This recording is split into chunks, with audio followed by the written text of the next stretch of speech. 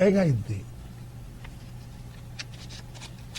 La educación es una aspiración larga, muy vieja, de la República Dominicana.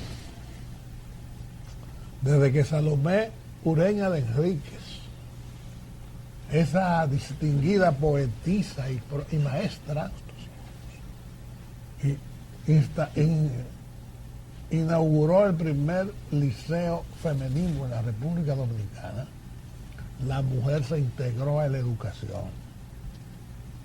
Más tarde se integraron también en la era de Trujillo, cuando ese régimen descubrió el potencial de la fuerza de trabajo de la maestra o de la mujer dominicana. Desde entonces,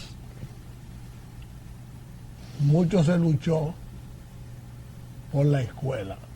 En la era de Trujillo, y esto no es una loa al tirano, solo para que vean las diferencias con la época post-Trujillo. En los pueblos, yo nací y me crié en Neiva, y había un policía escolar, un policía asignado a la escuela, y cuando algún niño no iba a la escuela, ese policía iba a visitar la casa de ese niño y a conversar si es que estaba enfermo, si estaba fuera de la ciudad, etcétera, etcétera, etcétera. Y me recuerdo perfectamente porque fue un día que yo tenía fiebre.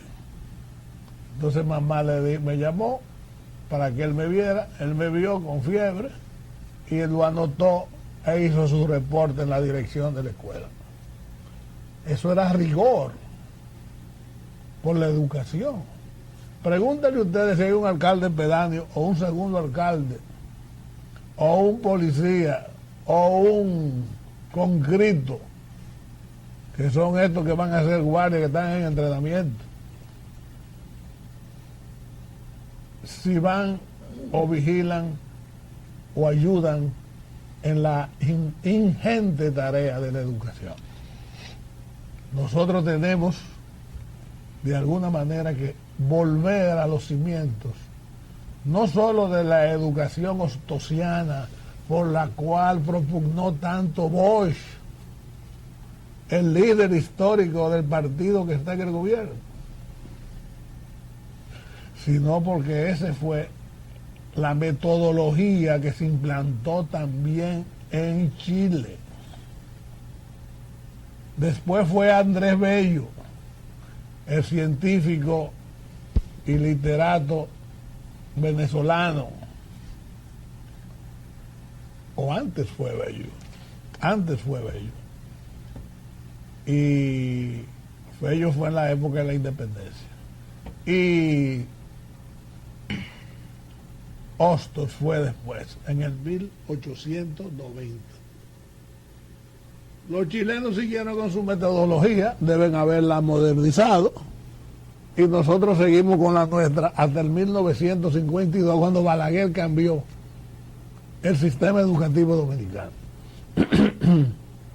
Después vino la misión aquella del costarricense Guadamus, y no sabemos la evaluación de esa metodología, y ahora se ha tratado de implantar otra. Pero sin fondos, sin asignación, no hay educación. Y todos coincidimos y somos críticos en ese aspecto, de que primero hay que formar a los maestros. Porque si el maestro es un analfabeto, no puede enseñar a un niño, ni a nadie, ni a los hijos de ellos, ¿verdad? Claro que sí. Lo primero es que tengamos profesores como los que teníamos cuando yo era niño y mucho después de cuando yo era niño. Aprendimos a leer y aprendimos a escribir y todavía escribimos como aprendimos y nunca hemos tenido mayores problemas en la escritura ni en la lectura. Estoy de acuerdo con el 4% del ingreso PIB. del PIB para la educación, pero lo primero que tiene que hacer ese 4% es reformar el magisterio dominicano. Sería en una segunda etapa. O en primera. Cuando estén las herramientas. ¿Qué es lo lamentable? ¿Qué es lo penoso, distinguidos televidentes? Que los discípulos de Juan Bosch quieran obviar nuestra Constitución, nuestra ley fundamental. No le luce al PLD violar esto. Un expresidente, que me voy a reservar el nombre, expresó que esto era un pedazo de papel, pero siempre el PLD predicó por el respeto. ¿Por qué te va a reservar el nombre si él lo dijo en público? Bueno, Joaquín Balaguer.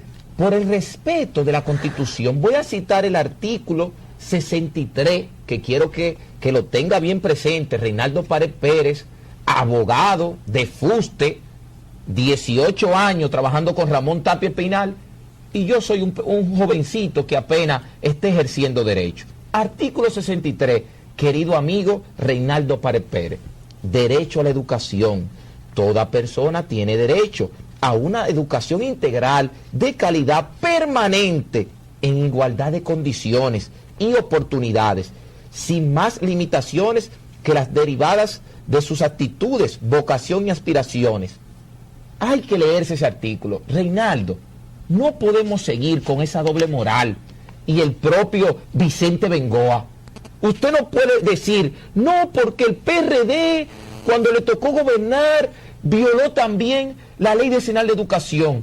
No, señor, usted no puede refugiarse en lo que el otro hizo mal, porque nosotros como sociedad le estamos exigiendo simplemente que se respete una ley. Porque lo que propuso era que lo eligieran a ellos para hacerlo bien. Claro, entonces nosotros queremos, a mí no me importa Giovanni Morillo, el PRD, ni Miguel Vargas, ni Hipólito, ninguno de ellos. Yo lo que quiero es que mi país tenga educación y que se respete esto, Reinaldo y Vicente Bengoa, porque ahí está el señor Arturo Martínez Moya, economista, que ya su teoría del superávit está en el suelo, porque usted hablaba que el del excedente, no, ¿qué dice Arturo Martínez Moya? No existe. Entonces, ¿qué usted tiene que hacer? No hay ninguna seguridad. No hay ninguna seguridad. ¿Qué tiene que hacer Vicente Bengoa como asesor económico principal de este gobierno? Responderle a Arturo Martínez Moya, mire, sí, aquí va a haber un superávit, aquí están los 30%, pero y usted... entonces, ¿por qué si ellos prevén un superávit, por qué no lo cuantifican y lo incorporan al presupuesto? Claro que sí, debiera ser así. Así es que debe ser, se supone, ¿no? Debe de ser así. Entonces la gente que está hoy en el... Sí, un apoyo masivo, increíble. En el Congreso, evitando que la Cámara Baja. Que la Cámara de Diputados apruebe hoy el presupuesto y que espere la decisión del juez que tiene... El Tribunal Contencioso Administrativo, que en este caso se reservó los incidentes y el fallo para mañana. Esperamos, querido juez, que usted es un garante constitucional de lo que es la acción de amparo, un derecho fundamental, que se exprese mañana, como desea todo el pueblo dominicano. Vamos a esperar qué va a pasar mañana. Vamos a esperar que el Congreso no apruebe el presupuesto hoy y le dé una oportunidad al juez de que se pronuncie y que no amenacen al juez de que no sería tomado en cuenta, ¿verdad? Claro. En la revisión de la justicia del Consejo Nacional de la Magistratura, porque se está llegando a eso. Y recuérdese lo que acaba de decir en Estados Unidos Félix Bautista, de que ya ellos tienen 8 jueces a favor para aprobar la reelección presidencial de la Cámara Constitucional. Y sin embargo, eso no veo un editorial en un periódico, ni veo que a nadie se ha pronunciado al respecto, al menos que yo lo haya sabido. Bueno, lo que tiene que entender el señor Félix Bautista, que él debe dejar su reelección para otro día, para otro momento, porque ahora el pueblo dominicano exige educación. Yo pienso no reelección. No reelección. Ahora mismo estamos en educación. Deje su reelección para otro momento. Decirle a los nobles televidentes... Y negar la educación dificulta mucho la reelección. Claro que sí. Si no es que la anula. Claro que sí. Con relación al quórum de hoy, la Cámara Baja, en cada Cámara, es el artículo 84 de nuestra nueva ley fundamental, en cada Cámara es necesaria la presencia de más de la mitad de sus miembros para la validez de las deliberaciones. Las decisiones se adoptan por la mayoría absoluta de votos, salvo los asuntos declarados previamente de urgencia, los cuales en su segunda discusión se decidirán por la tercera parte de los presentes. ¿Qué quiere decir esto? Que para aprobar la Constitución tienen, y el presupuesto, tiene que haber 2/3. Claro que sí. Las 2/3 partes de la matrícula de la Cámara de Diputados. Y que debe de poner a reflexionar a los legisladores oficialistas del PLD, porque tienen la mayoría, además, y es donde quería llegar. Queremos convencer a las autoridades de este gobierno que este es un régimen democrático. Claro. Que el gesto, la manifestación del lunes amarillo de hace una semana, y sigue hoy también, fue una demostración democrática sin utilizar ningún tipo de violencia, sino convicción de la sociedad. Y yo creo, creo firmemente que el presidente de la República es un demócrata, un hombre convencido de la necesidad de la libertad y de respetar los derechos. Debe haberse llevado la más ingente impresión de la manifestación nacional del lunes pasado y convencerse de que aquí puede ir el gobierno electrónico. No vamos a tener el gobierno electrónico si no tenemos educación. Claro que sí. No vamos a caminar hacia la educación, a la nueva educación de internet, si no tenemos educación. Y hay una serie de factores, porque este país no lo puede dirigir una minoría educada y que divide el país en dos sociedades: la del pueblo, en las escuelas primarias maltrechas, y la de los colegios privados dotados de todas las habilidades, desigualdad, de todas las condiciones para desarrollar las habilidades de los niños, de los que pagan dinero para la educación, sus padres. Y los pobres realengos, por otro lado, apenas alfabetizados, para mal firmar un documento y conformarse con vivir de un empleíto de la mini empresa, ¿verdad? Claro. Un oficio, porque pueden tener, para educarse en Infotep y en ese instituto que está haciendo los descendientes de Rodríguez, de Industria Rodríguez, tiene que estar alfabetizado y tiene que tener conocimiento. Hoy un dirigente político se extraña de que no esté la figura de Duarte en los cursos hasta tercero de la nueva educación, de la educación de Melanio.